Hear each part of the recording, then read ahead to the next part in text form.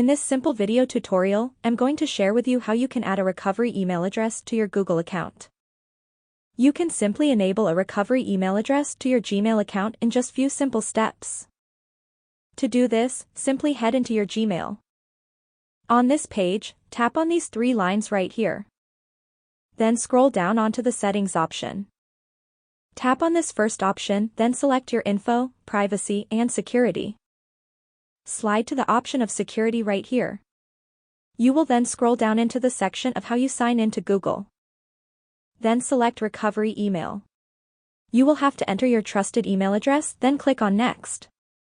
Your recovery email is used to reach you in case Google detects unusual activity in your account or you accidentally get locked out. That's how easy it is to add a recovery email address to your Google account.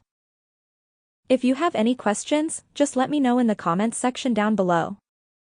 Please don't forget to leave a like, share and subscribe for more video tutorials like this one.